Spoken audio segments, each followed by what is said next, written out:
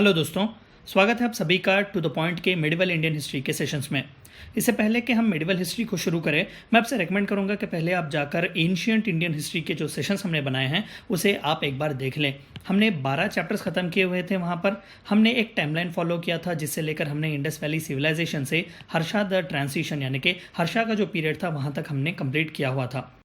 मैं आपसे यही रिकमेंड करूंगा कि पहले आप जाकर वो 12 चैप्टर्स देखें एंशियंट इंडियन हिस्ट्री के सेशंस में, ताकि आप इस मेडिवल हिस्ट्री को स्टार्ट कर सकें।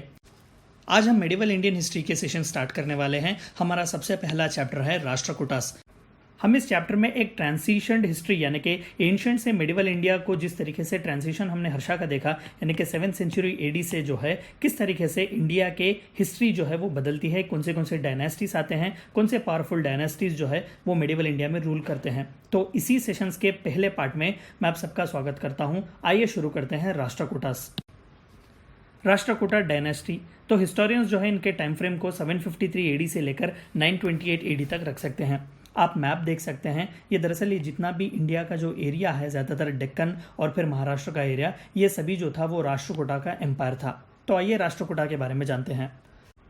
दे basically belonged to a Kannada origin. They were originally from Latur region Maharashtra. तो यहाँ पर महाराष्ट्र का जो लाथुर का रीजन है उनका ओरिजिन वहाँ से है। दरअसल वो एक कन्नड़ा स्पीकिंग क्लैन थे।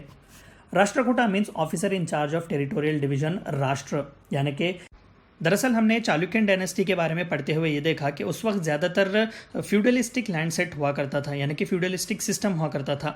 जितने भी जो ऑफिसर्स हुआ करते थे या फिर जो गवर्नर्स हुआ करते थे वो अलग अलग फ्यूडल सिस्टम का एक हिस्सा हुआ करते थे।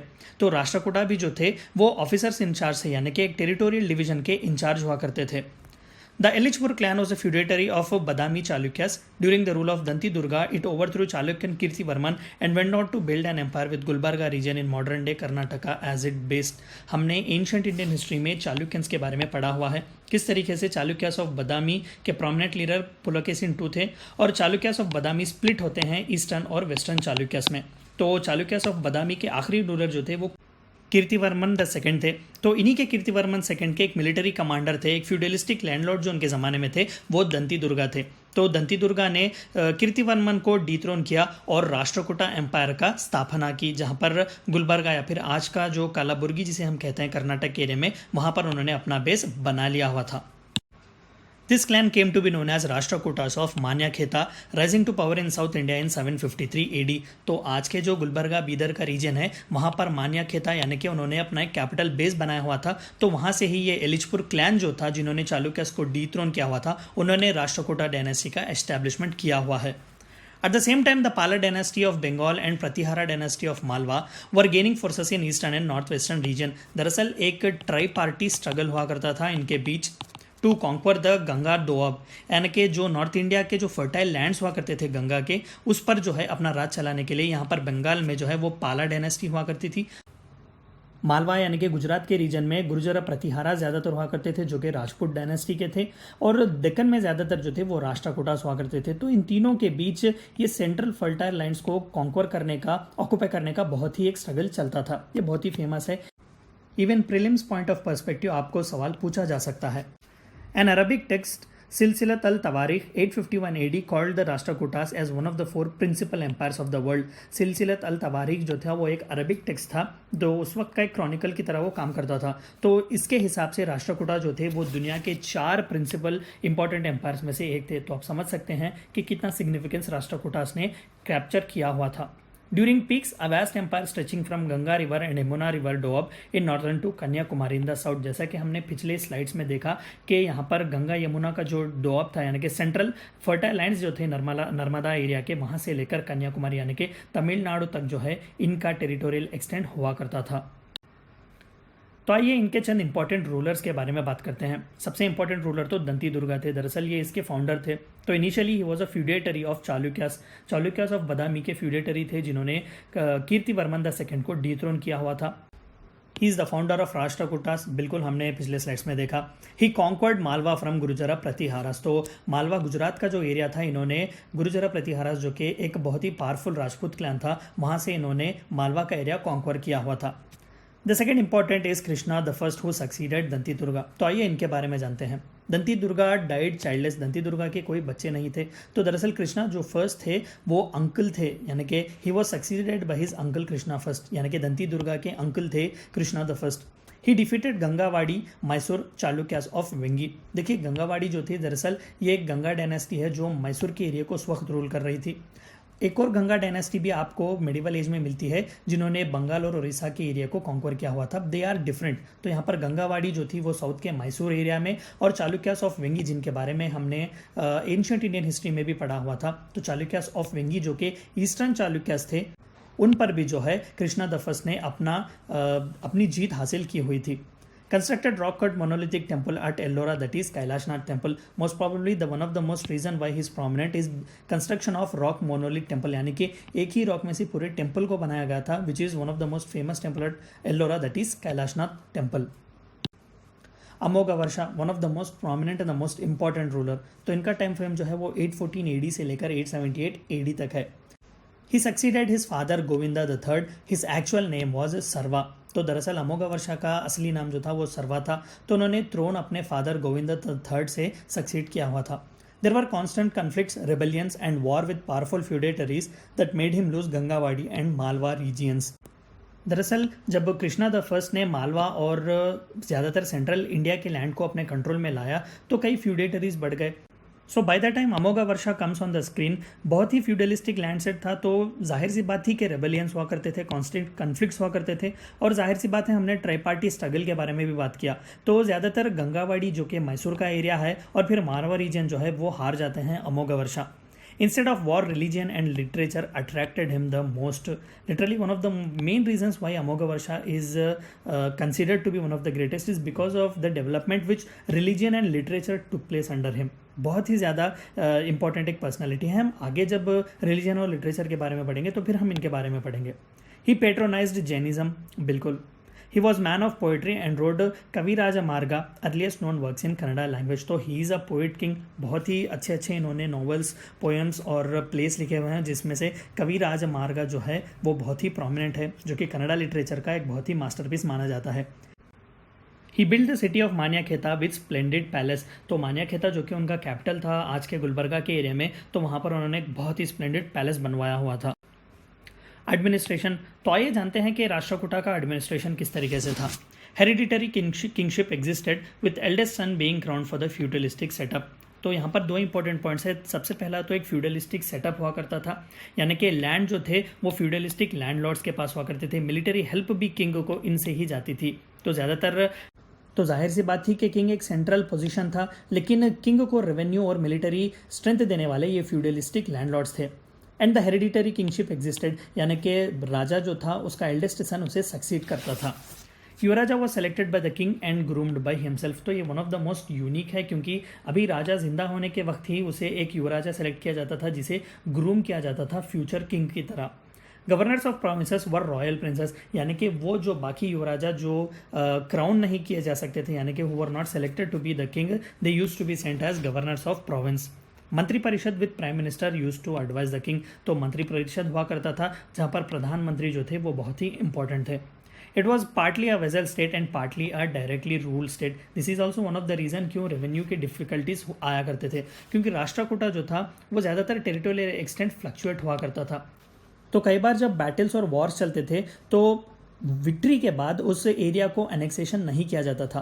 डायरेक्टली यहाँ पर जो राजा हुआ करते थे वो फ्यूडलिस्टिक सेटअप का एक हिस्सा बनते थे और कंटिन्यूसली रेवेन्यू पे किया करते थे। तो इस तरीके से वेजल सिस्टम हुआ करता था, और चंद एरिया जिसे एनेक्स किए जाते थे वो डायरेक्ट एडमिनिस्ट्रेशन में आते थे किंग और किंगशिप के। Rashtra states, vishayas district, bhuktis cluster of village and grama use to exist. तो एक बहुत ही अच्छा टेरिटोरियल डिवीजन इन्होंने दिया हुआ था, जहाँ पर राष्ट्रास यानी कि प्रोविंसेस या स्टेट, विषयास जो कि district, bhuktis one of the most important क्योंकि आगे मेडिवल हिस्ट्री में आप बहुत ही इसके बारे में पढ़ेंगे, cluster of villages and grama use to exist. Respective heads were rashtrapati, vishayapati and भोगपति। तो ज़्यादातर ये मेरिट के बेसिस पर अपॉइंट किए जाते थे। राष्ट्रपति जो था वो राष्ट्र को हेड करता था, यानी कि प्रोविंशियल गवर्नर ज़्यादातर जो युवराज हुआ करते थे। विषयपति जो था वो डिस्ट्रिक्ट हेड यानी कि डिस्ट्रिक्ट कलेक्टर की तरह हुआ करता था, और भोगपति जो था वो भुक्ति यानी कि आज के ज़माने के तहसीलदार की तरह आप उसे देख सकते हैं। रिलीजन, तो आइए रिलीजन के बारे में जानते हैं। Policy of tolerance was followed. बिल्कुल राष्ट्रकूटा के ज़माने में रॉयल पैट्रोनेज भले ही हिंदुज़म को दिया क्यों ना गया हो, जैनिज़्म और बुद्धिज़्म भी बहुत ही अच्छे फ्लरिश किया करते थे। Initially Hinduism later shifted to Jainism. हमने देखा कि अमोघवर्षा ने जैनिज़्म को एक्सेप्ट किया हुआ था, तो इनिशियली ब्राह्मणिकल रिलीजन डोमिनेट करता है, लेकिन बाद में शिफ्ट जो है वो जैनिज़्म पर जाता है। King Amoghavarsha first was disciple of the Jain acharya Jinasena who wrote Harivamsha. बहुत ही प्रोमिनेंट पर्सनैलिटी है जैन आचार्य जिनसेना, जिन्होंने अमोघवर्षा को जैनिज्म में कन्वर्ट किया हुआ था। इन्होंने हरिवंशा नाम का एक बहुत ही अच्छा किताब लिखा हुआ है। Rashtrakuta kings also patronized Hinduism followers of Shaiva, Vaishnava and Shakta faiths. हमने एंशियंट में जब पढ़ा, हमने देखा कि किस तरीके से शैविज्म और वैष्णविज्म के बीच कांस्टेंट टसल हुआ करता था। जब हमने चालुक्यास और पल्लवास के बारे में साउथ में पढ़ा तो देखा कि किस तरीके से नायनार्स और अलवार्स हुआ करते थे, तो पैट्रोनेज दोनों को भी इक्वली मिलता था। शक्ता जो था दरअसल शक्तिज्म यानी कि एक सेक्ट से आता है, एक बिलीफ सिस्टम से आता है, जिसका ये मानना है कि the supreme soul that survives the earth is female, यानी कि एक फीमेल डाइटी को सबसे ज़्यादा प्रोमिनेंस दिया जाता है to be the sustainer of the world. तो शक्ता कल्ट को भी या शक्ता फेथ को भी राष्ट्रकूटाओं ने बहुत ही रॉयल पैट्रोनेज दिया हुआ था। Architecture, one of the most splendid parts of the entire rule of Rashtrakutas was their architecture. आइए जानते हैं। They contributed much to the architectural heritage of Deccan. बिल्कुल डेक्कन के जो एरिया का आर्किटेक्चरल हेरिटेज है वो बहुत ही डेवलप किया गया था। The splendid rock cut cave temples at Ellora and Elephanta flourished. आप पिक्चर देख सकते हैं, दरअसल एल्लोरा में जो टेम्पल है रॉक कट टेम्पल, जिसके बारे में हमने पढ़ा कैलाशनाथ टेम्पल, तो ये बहुत ही फेमस है क्योंकि इसमें जो है नगरा और द्रविडिया आर्ट स्टाइल दोनों को मिलाकर टेम्पल्स बनवाए जाते थे और रॉक कट हुआ करते थे, यानी कि जो पूरा टेम्पल आप देख सकते हैं वो एक सिंगल रॉक में कट किया गया है, यानी कि वहाँ से ही बनाया गया है। एक मोनोलिथिक रॉक यानी कि एक बड़े से रॉक को लिया जाता है, एक माउंटेन टाइप, और उसी में पूरे टेम्पल को बनाया जाता है।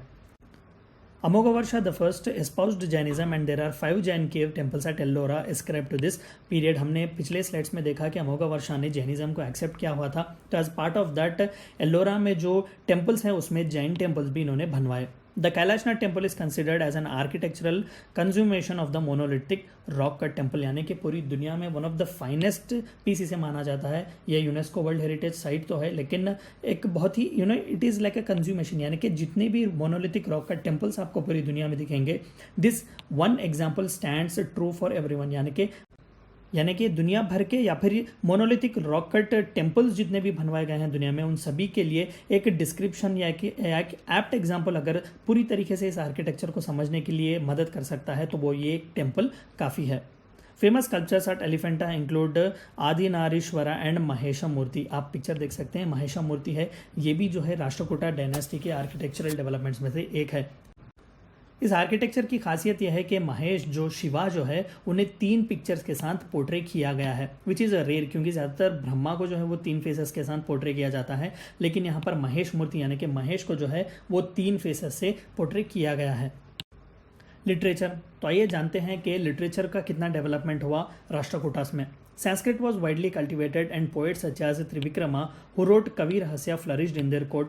हमने अमोघवर्षा के टाइम में भी देखा कि किस तरीके से ही वॉज अ पोएट किंग, तो जाहिर सी बात थी कि रॉयल पैट्रोनेज संस्कृत को मिला हुआ था, तो त्रिविक्रमा जैसे प्रोमिनेंट पर्सनैलिटीज़ जो थे वो उनके ज़माने में फ्लरिश किया करते थे। Jain literature under Amoghavarsha reached zenith where the mathematician Mahaviracharya wrote in his Ganitasarasangraha. तो महावीराचार्य जो थे वो बहुत ही प्रोमिनेंट मैथमेटिशियन थे जिन्होंने अपनी किताब गणिता सारा संग्रह लिखी हुई थी, जो कि अमोघवर्षा के ज़माने के थे। द जैन राइटर आदि कवि पंपा, आदि पुराना जिन्होंने लिखा हुआ था, एंड श्री पोन्ना जिन्होंने शांति पुराना लिखा हुआ था, were regarded as few of the most influential Kannada writers to have flourished. तो पंपा और पोन्ना जैसे जैन राइटर्स कन्नड़ा को बहुत ही ज़्यादा पैट्रोनेज दिया करते थे। डिक्लाइन, तो आइए जानते हैं कि राष्ट्रकूटास का डिक्लाइन किस तरीके से हुआ। Post Amoghavarsha 814 AD hardly there were rulers who proved successful. दरअसल अमोघवर्षा ने भी हमने देखा कि किस तरीके से गुजरात का एरिया और गंगावाड़ी यानी कि मैसूर के एरिया को खो दिया था, लेकिन फिर भी ही इज़ कंसिडर्ड सक्सेसफुल क्योंकि ज़्यादातर फ्लरिशमेंट आर्ट, आर्किटेक्चर, लिटरेचर वगैरह का हुआ, but still he was considered to be powerful क्योंकि बाकी के एरियाज को जो है उन्होंने सेंट्रलाइज पावर में पकड़े हुए थे अभी।